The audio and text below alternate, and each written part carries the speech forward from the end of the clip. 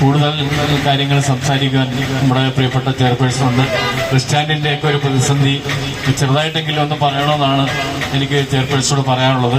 കാരണം ഈ bus parking, റോഡിൽ പാർക്ക് ചെയ്യുന്നതുകൊണ്ട് എല്ലാവർക്കും ഒരു പരിധിവരെ വ്യാപാരികൾ, ഈ ഭാഗത്തുള്ള പല വ്യാപാരികൾ എന്നോട് പരാതിയായിട്ട് പറഞ്ഞു, ബസ് സ്റ്റാൻഡ് ഇനി ഉണ്ടാവുമോ വലിയ പ്രശ്നം. കാരണം ഇതൊക്കെ ഈ തുരങ്കം വയ്ക്കുന്ന ചില രാഷ്ട്രീയ നേതാക്കളെന്നാണ് എനിക്ക് പറയാനുള്ളത്. എൻ്റെ ഒരു അറിവ് വെച്ച് പറയുകയാണെങ്കിൽ ബസ് സ്റ്റാൻഡിന്റെ പണിയും അല്ലെങ്കിൽ ബസ് സ്റ്റോപ്പും ഇത് വളരെ കൃത്യമായി നമ്മുടെ മുനിസിപ്പൽ അധികൃതർ അല്ലെ ചെയർപേഴ്സൺ നേതൃത്വത്തിൽ നല്ലൊരു പാർക്കിംഗ് സംവിധാനവും വളരെ ദീർഘവീക്ഷണത്തോടുകൂടി ഈ ബസ് സ്റ്റാൻഡ് പൊളിക്കുമ്പോൾ ആളുകൾ സൗകര്യപ്രദമായ രീതിയിൽ അവിടെ നിന്ന് ബസ്സിൽ കയറി യാത്ര ചെയ്യാവുന്ന രീതിയിലുള്ള ഒരു വലിയ സംവിധാനവുമായി ചെയർപേഴ്സണും ഇവിടുത്തെ ഭരണവർഗവും പ്രതിപക്ഷ അംഗങ്ങളെല്ലാം മുന്നോട്ട് പോയെങ്കിൽ രാഷ്ട്രീയ സംഘടന, കാരണം നമ്മുടെ നാട് വികസിക്കാതിരിക്കാനുള്ള പ്രധാന ഒരു കാരണം തന്നെ രാഷ്ട്രീയ രംഗത്തുള്ള ആളുകളാണ്.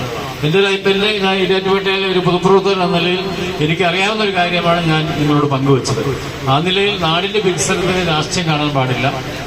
നല്ല മുന്നോട്ടുള്ള പോക്കിൽ ഇരാറ്റുപേട്ടയോടൊപ്പം നമ്മൾ നിൽക്കുക എന്ന് മാത്രമേ എനിക്ക് പറയാനുള്ളൂ.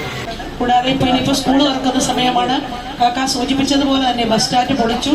ബസ് സ്റ്റാൻഡ് പൊളിക്കൽ എന്ന് പറയുന്നത് നമുക്ക് എത്രയും വേഗം അപകട നിലയിൽ നിന്ന് അല്ലെങ്കിൽ മറ്റുള്ളവർക്ക് അപകടമുണ്ടാക്കാത്ത രീതിയിൽ ആ സ്റ്റാൻഡ് പൊളിച്ചു മാറ്റുക എന്നുള്ളൊരു സാഹചര്യം മാത്രമേ നഗരസഭയുടെ മുന്നിൽ ഉണ്ടായിരുന്നുള്ളൂ. അപ്പോൾ ബദൽ സംവിധാനം നമ്മൾ തീർച്ചയായിട്ടും നമ്മൾ KURDFC urban and rural development finance കോർപ്പറേഷനിലാണ് നമ്മൾ ലോണിന് ആപ്ലിക്കേഷൻ വെച്ചിട്ടുള്ളത്.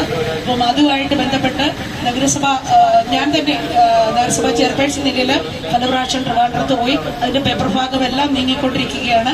നമ്മുടെ 26 കോടി രൂപയുടെ വലിയൊരു പ്രോജക്റ്റാണ് ഇവിടെ നമ്മൾ സ്റ്റാർട്ട് ചെയ്യാനായിട്ട് ആഗ്രഹിക്കുന്നത്. എന്നിരുന്നാലും നമുക്ക് നഗരസഭയെ സംബന്ധിച്ച് വലിയൊരു പ്രതിസന്ധി തോന്നുന്ന സ്ഥലം ലഭ്യമല്ല എന്നുള്ളതാണ്. ബസ്സൊക്കെ നമ്മൾ ആദ്യം ഇടാനായിട്ട് പഞ്ചായത്തുരുത്തിലായിരുന്നു നമ്മൾ നീക്കം ചെയ്തിരുന്നത്, അങ്ങോട്ടേക്ക് മാറ്റാനായിരുന്നു തീരുമാനിച്ചിരുന്നത്. അതനുസരിച്ചിട്ട് നമ്മുടെ ബഹുമാനപ്പെട്ട കളക്ടർ, നഗരസഭാ സെക്രട്ടറിയും നമ്മുടെ തഹസിൽദാരുമായിട്ട് ചെറിയൊരു ലീസിന് എഗ്രിമെന്റ് വെച്ചോളാൻ പറഞ്ഞു വിട്ടു.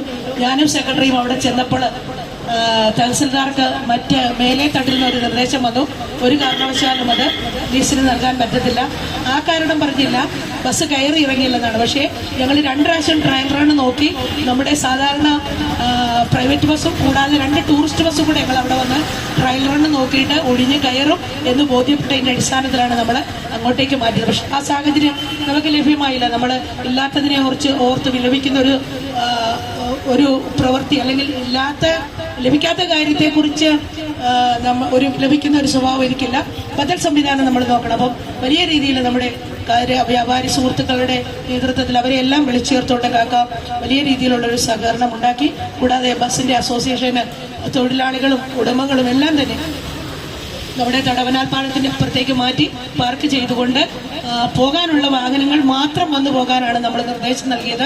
അവരുടെ ഒരു സഹായ സഹകരണം സ്കൂൾ തുറക്കുന്നതിന് മുന്നോടിയായിട്ട് കുറച്ചുകൂടെ വിപുലപ്പെട്ട രീതിയിൽ നമ്മൾ ആവശ്യപ്പെടുന്നുണ്ട്.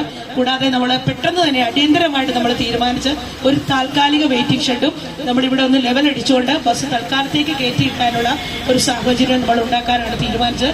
അതനുസരിച്ച് ലെവൽ ചെയ്തു. പക്ഷേ നമുക്ക് ക്വാറി കൂട്ടിയതായിട്ടാണ് ഇന്നലെ ഞാൻ ആ കോൺട്രാക്ടറുമായിട്ട് ബന്ധപ്പെട്ടപ്പോൾ അറിയാൻ സാധിച്ചത്. ഇപ്പോൾ താമസമിന 1-2 ക്വാറി ഉടമകൾ നമ്മുടെ നാട്ടിലുള്ളവരുള്ളതുകൊണ്ട് അവരോടൊക്കെ ഞാൻ വിളിച്ച് അന്വേഷിച്ചിട്ടുണ്ട്.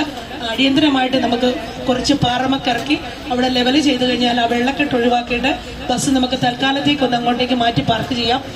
ഓട്ടോറിക്ഷ തൊഴിലാളികളും നല്ല രീതിയിൽ നഗരസഭയോട് സഹകരിക്കുന്നുണ്ട്.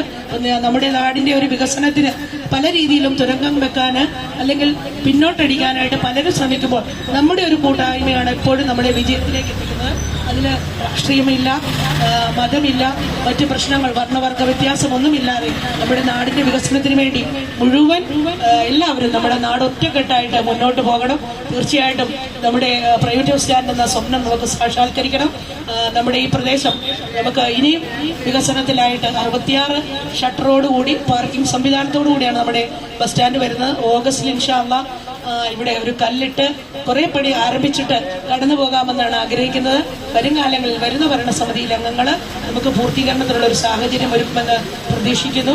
അപ്പം നമുക്ക് വലിയ കാഴ്ചപ്പാടുമായിട്ട് നമ്മൾ മുന്നോട്ട് പോകുമ്പോൾ തീർച്ചയായിട്ടും നമുക്ക് എല്ലാവരുടെയും നിങ്ങളുടെ എല്ലാവരുടെയും സഹകരണമാണ് ആവശ്യം. കൂടാതെ എല്ലാവരും എന്നോട് ചോദിച്ചു കടുവാമടിയിൽ എൻ്റെ ഫേസ്ബുക്കിലൊക്കെ ഒത്തിരി ആടി. പക്ഷേ കടുവാമടിയിൽ മുസ്ലിം ന്യൂനപക്ഷത്തിന് വേണ്ടി പ്രധാനമന്ത്രിയുടെ ഫണ്ടിൽ നിന്ന് ലഭിച്ച 3.25 കോടി രൂപയുടെ ഒരു വർക്ക് അവിടെ നടക്കുകയാണ്. പക്ഷെ അവിടെയും നമുക്ക് പല രീതിയിലുള്ള തുരങ്കം വെച്ചു. പക്ഷേ 1.5 വർഷം മുമ്പേ പണി പൂർത്തീകരിക്കേണ്ട ഒരു സാഹചര്യം. രാജ്പേട്ടയിൽ മാത്രം 1 മാസം കൊണ്ട് ചെയ്യേണ്ട ഒരു കാര്യം 1 വർഷം കൊണ്ടേ നമുക്ക് ചെയ്തു തീർക്കാനായിട്ട് സാധിക്കുള്ളൂ. കാക്ക സൂചിപ്പിച്ചതുപോലെ തന്നെ പല രീതിയിലുള്ള പിന്നോട്ടടിയുണ്ട്. ആ വർക്ക് നമുക്ക് പൂർത്തീകരിച്ചിട്ടുണ്ടെങ്കിൽ സ്റ്റാൻഡ് നമുക്ക് അങ്ങോട്ടേക്ക് മാറ്റാമായിരുന്നു. അത് കേസും കോടതിയും എല്ലാം കുറിച്ച് ഹൈക്കോടതിയുടെ ഒരു സ്പെഷ്യൽ ഉത്തരവ് വാങ്ങിയിട്ടാണ് അവിടെ എനിക്ക് നിർമ്മാണ പ്രവർത്തനം നടത്തുവാനായിട്ട് സാധിച്ചത്. അപ്പോൾ തീർച്ചയായിട്ടും നിങ്ങളുടെ എല്ലാവരുടെയും സഹകരണം പ്രതീക്ഷിക്കുന്നു.